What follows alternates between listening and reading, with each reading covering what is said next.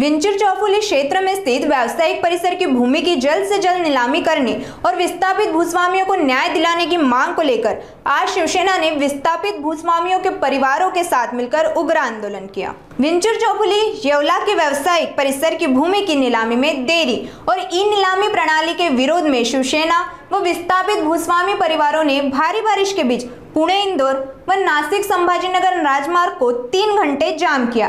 प्रदर्शन में शिक्षक विधायक किशोर दराड़े भी शामिल हुए और ई नीलामी में पारदर्शिता की अभाव को लेकर सरकार से हस्तक्षेप की मांग की।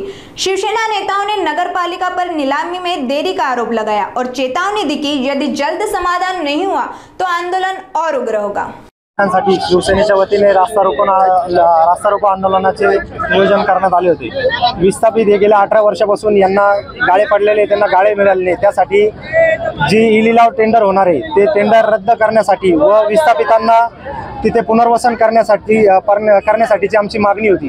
तर शासनाने आम्हाला 15 दिवसाचा वेळ मागितला आहे। आम्ही त्यांना 15 दिवसाचा वेळ दिला आहे। त्या आमच्या मागण्या जर 15 दिवसात मान्य झाल्या नाही तर आम्ही 15 दिवसानंतर पुन्हा रस्त्यावर उतरू। आज येवला शहरामध्ये शिवसेनेने रस्ता रोको आंदोलन पुकारलं। खरं तर हे आंदोलन एका पक्षाचं नव्हतं, तर हे सर्वपक्षीय आंदोलन निर्माण झालं। हे जन आंदोलन येवलेकरांचं आंदोलन निर्माण झालं। का तर गेल्या 18 वर्षापासून न्यायाच्या प्रतीक्षेत असलेले स्थानिक आमचे व्यापारी बांधव आज त्यांना 18 वर्षानंतर रस्त्यावर येण्याची वेळ आली। का आली? आमचं एकच म्हणणं आहे, सर्वपक्षीय येवलेकरांचं हे म्हणणं आहे का शासनामध्ये बसलेले कॅबिनेट मंत्री असतील येवलेचे, त्याचप्रमाणे इतरही पक्षातले इतर मंत्री असतील, त्यांनी येवलेकरांना आता न्याय दिलाच पाहिजे। येणाऱ्या कॅबिनेटच्या मीटिंगमध्ये येवलेकरांचा हा विषय त्यांनी अधिक्रमाने मांडला पाहिजे आणि या विस्थापितांना प्रथमदर्शी न्याय दिला पाहिजे। नाहीतर येणाऱ्या काळामध्ये सर्व येवलेकर पुन्हा एकदा 15 ऑगस्टला एकत्र आल्याशिवाय राहणार नाही। आमची मागणी एकदम साधी आणि सोपी मागणी होती। गेल्या 18 वर्षापूर्वी आमचे गाळेधारक यांचे स्वतःचे गाळे होते, ते काही कारणास्तव टेक्निकल मुद्दा काढून ते पाडण्यात आले।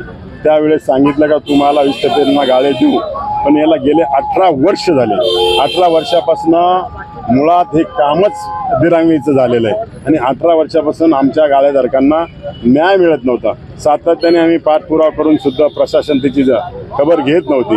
मी सातत्याने पत्रव्यवहार केला, 21 सालात पत्र दिलं, 24 सालात दिलं।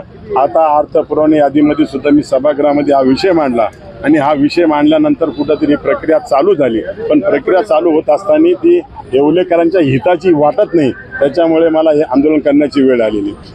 शिवसाहेबांनी सांगितलं 2014चा GR ही टेंडर केलं पाहिजे, पण मी शिवसाहेबांना पहिला प्रश्न केला का ही 14चा GR जर असेल तर 17 साली जर नगरपालिकेचं जे टेंडर झालं ते तर ऑफलाईन पद्धतीनेच झालं। त्यामुळे तुम्ही असं काही ठरवलं का या 18 वर्षापूर्वी 166 लोकांचे गाळे पाडले, त्यांचं पुनर्वसन करायचं नाही, असा काय त्यांचा उद्देश आहे का? गेल्या प्रत्येक वर्षापासून आमचे गाळेधारक सातत्याने संघर्ष करत आहे, पण त्यांना न्याय कुठं मिळत नाही। म्हणून आपल्या माध्यमातून, सरकारच्या माध्यमातून आमच्या गाळेधारकांना न्याय मिळावा अशी मी ह्या ठिकाणी इच्छा व्यक्त करतो। आणि आता प्रशासनाने आम्हाला विनंती केली, एक 15 दिवसाची आम्हाला वेळ द्या, शासनाशी आम्ही चर्चा करू आणि योग्य ते आमच्या विस्थापित गाळेधारांना कसा न्याय देता येईल याच्यासाठी आम्ही काळजी घेऊ।